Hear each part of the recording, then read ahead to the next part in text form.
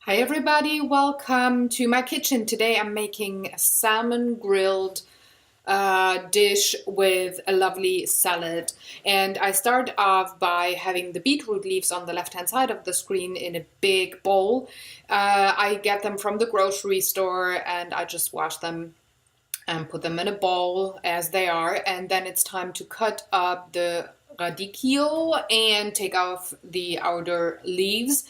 And I'm very fortunate to get a small one. If you only have the big ones, half a head of salad is enough. After that, I'm just taking off the mint leaves from the stem. I'm not cutting them. They're in a lovely size. They go well with the leaves in there, so no need to cut them.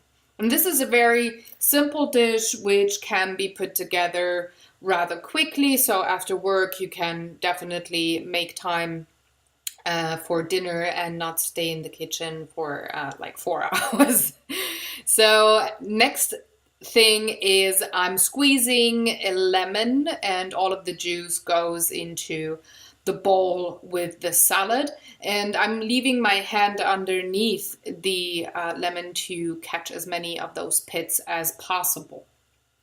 Now this is a perfect salad for the time between winter and spring. It's very light.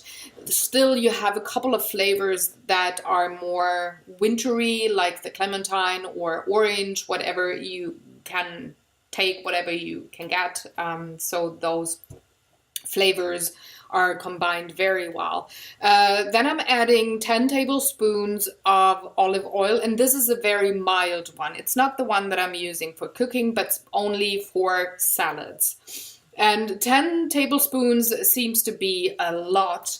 However, I'm going to cut through the oiliness with the balsamic vinegar way later. And this is pretty much the whole sauce that goes into the entire dish. So it's actually not as much.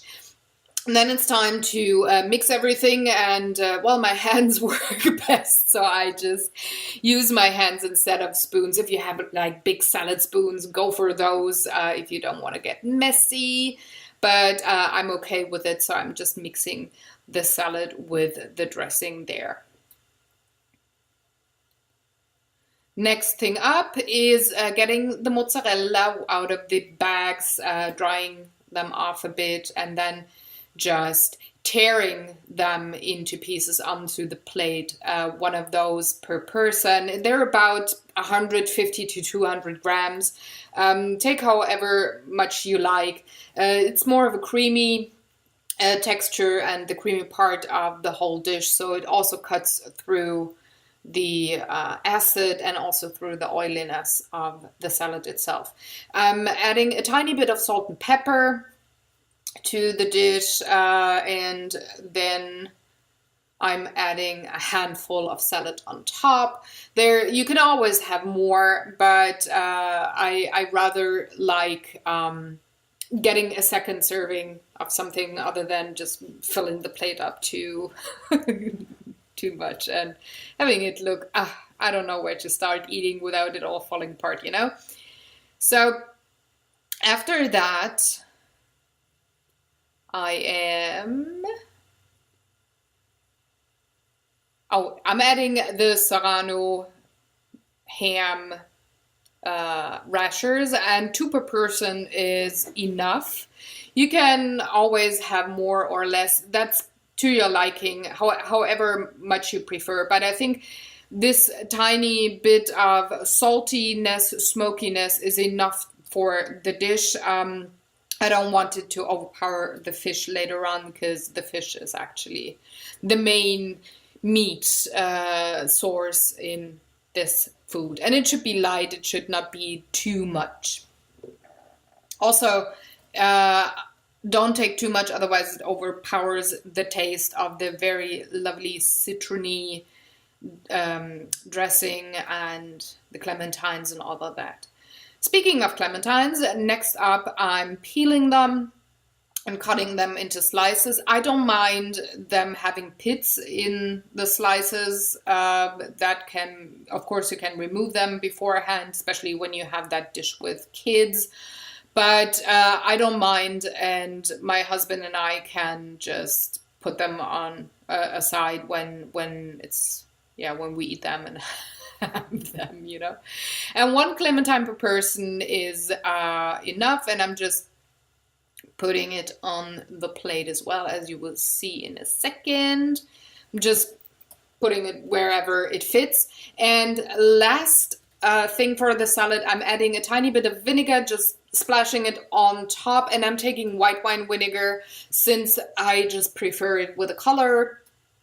In this case, if you want to take red wine vinegar, that's just fine. It should be a rich one, not too tart, but enough to cut through the olive oil.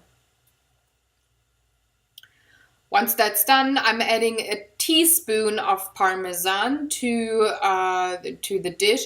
That's totally optional. If you stay very, very paleo, I would leave that out. However, in my store, there's some that are lactose-free, just as the mozzarella was, by the way.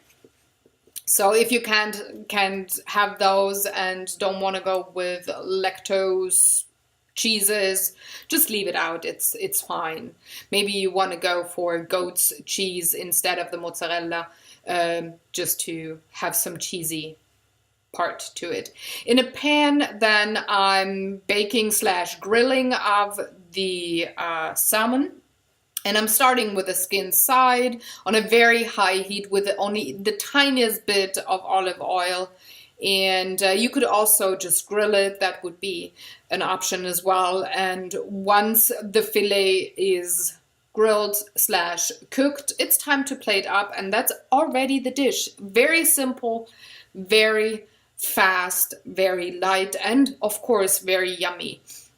So thank you very much for watching. If you enjoyed this recipe, give it a try. It's really, really good. And let me know if you liked it.